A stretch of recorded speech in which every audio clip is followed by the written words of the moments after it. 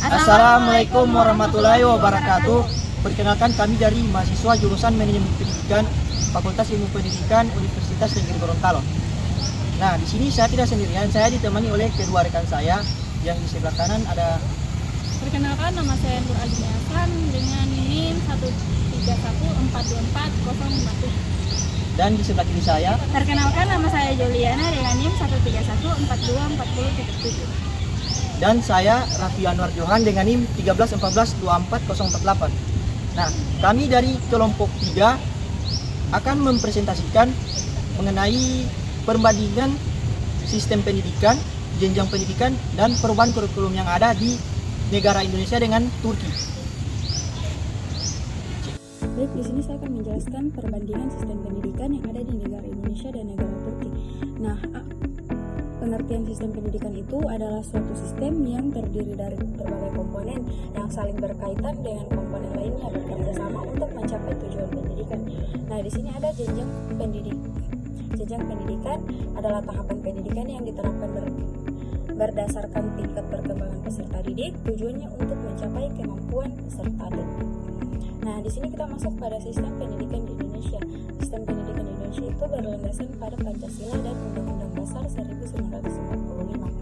Sebagai dasar negara, artinya seluruh proses pendidikan harus mencerminkan nilai-nilai ketuhanan, kemanusiaan, persatuan, demokrasi, dan keadilan sosial. Nah, pendidikan tidak hanya bertujuan mencerdaskan secara akademik, tetapi juga membentuk karakter dan moral peserta didik. Secara umum, sistem pendidikan di Indonesia itu diatur dalam Undang-Undang Nomor 20 Tahun 2003 tentang Sistem Pendidikan Nasional.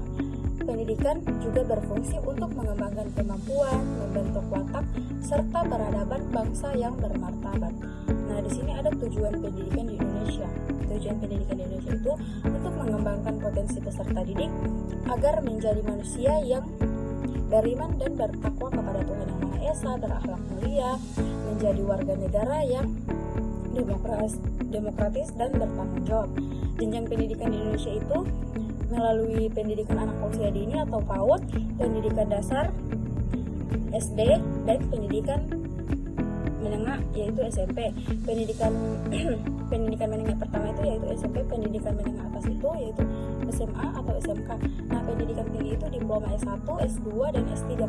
Ciri-ciri sistem pendidikan di Indonesia itu mengutamakan pendidikan karakter, menggunakan kurikulum nasional yang terus mengalami perubahan sesuai perkembangan zaman, dan memberikan kesempatan pendidikan yang merata bagi seluruh warga negara, mengakui pendidikan formal, non-formal, dan informal. Sistem pendidikan. Dan di sini kita masuk pada sistem pendidikan yang ada di Turki. Nah, sistem pendidikan di Turki itu sangat berbeda dengan di Indonesia. Di Turki bersifat terpusat, artinya semua kebijakan, kurikulum, dan aturan pendidikan diatur langsung oleh pemerintah pusat. Jadi sekolah-sekolah itu mengikuti standar di seluruh negara. Sistem ini juga dipengaruhi oleh pemikiran Mustafa Kemal atau RIP, yaitu tokoh pendiri Turki modern. Ia menekankan pendidikan yang bersifat sekuler, tidak berbasis agama, modern, dan mengikuti perkembangan ilmu pengetahuan serta teknologi barat. Tujuan utama pendidikan di Turki itu untuk membentuk masyarakat yang terampil, produktif, dan kreatif agar mampu bersaing di era modern. Jadi bukan hanya berfokus pada teori, tetapi juga keterampilan dan kemampuan berpikir kritis. Baik, itulah penjelasan dari saya. Jadi di sini saya akan menjelaskan jenjang pendidikan di Indonesia. Jadi pendidikan dasar merupakan jenjang awal pendidikan yang terdiri dari SD, MI, SMP, MTS, atau sederajat. Jadi tujuannya itu untuk membangun dasar pengetahuan dan keterampilan serta menyiapkan peserta didik ke jenjang menengah. Terus ada juga jenjang pendidikan di Turki itu ada pendidikan formal. Jadi pendidikan formal itu meliputi pendidikan prasekolah, pendidikan menengah, dan pendidikan tinggi yang diselenggarakan secara berjenjang. Terus ada juga pendidikan non formal. Jadi pendidikan non formal itu merupakan kegiatan pendidikan yang dapat berlangsung di dalam maupun di luar sekolah.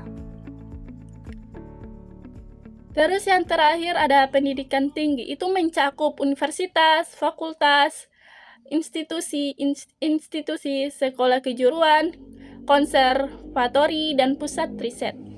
Itulah penjelasan dari saya kembalikan ke moderator. Baik, di sini saya akan menjelaskan mengenai perbandingan perubahan kurikulum di negara Indonesia dengan Turki. Yang pertama itu kurikulum Indonesia merupakan bagian dari upaya meningkatkan kualitas pendidikan agar mampu menyesuaikan dengan perkembangan zaman dan kebutuhan masyarakat. Nah, di sini ada beberapa sejarah perkembangan kurikulum yang ada di Indonesia. Yang pertama itu tahun 1947 yang dikenal sebagai Rencana Pembelajaran.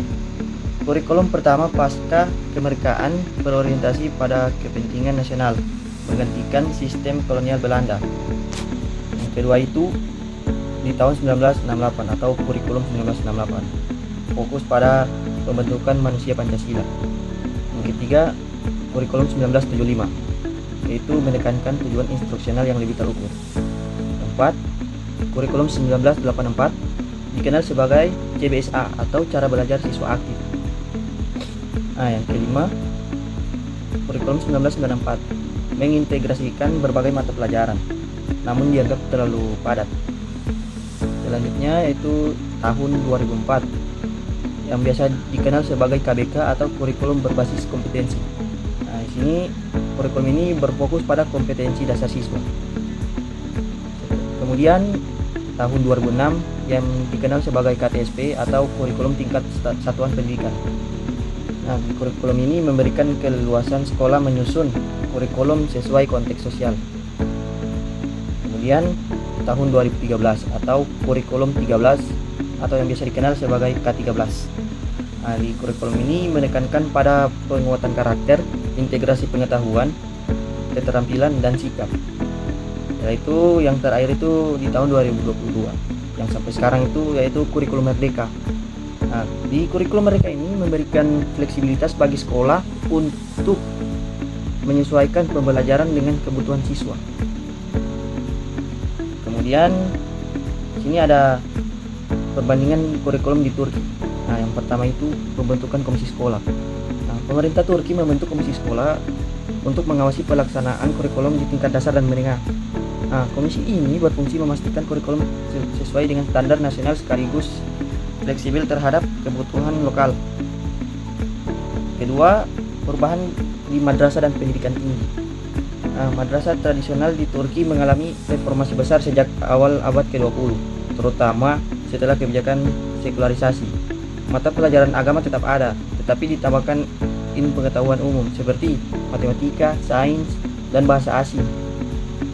Nah, di pendidikan tinggi, Universitas Turki ini menekankan multikulturalisme dan integrasi dengan standar internasional sehingga banyak program studi berorientasi global.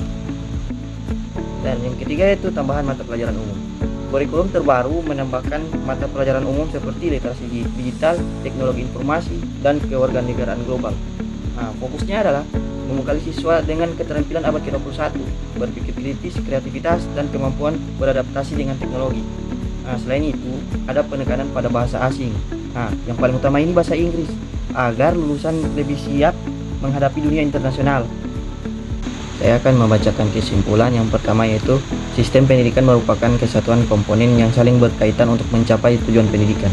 Nah, kedua, pendidikan di Indonesia berlandaskan Pancasila, sedangkan di Turki ini bersifat terpusat dan dipengaruhi pemikiran Kemal Atatürk. Ketiga, jenjang pendidikan di Indonesia meliputi pendidikan dasar, menengah, dan tinggi, sementara di Turki mencakup pendidikan formal, non-formal, dan pendidikan tinggi dengan wajib belajar 12 tahun. Keempat, perubahan kurikulum di kedua negara ini dilakukan untuk menyesuaikan pendidikan dengan perkembangan zaman. Baik Indonesia maupun Turki sama-sama memiliki pendidikan formal, non-formal, dan informal. Yang terakhir, perbedaan sistem pendidikan kedua negara dipengaruhi oleh ideologi, kebijakan pemerintah, serta latar belakang sosial dan sejarah masing-masing. Baik, sekian materi dari kami Mohon maaf apabila ada salah kata atau kekurangan. Kami dari kelompok 3 pamit undur diri. Wabillahi taufik wal hidayah. Wassalamualaikum warahmatullahi wabarakatuh. Cek.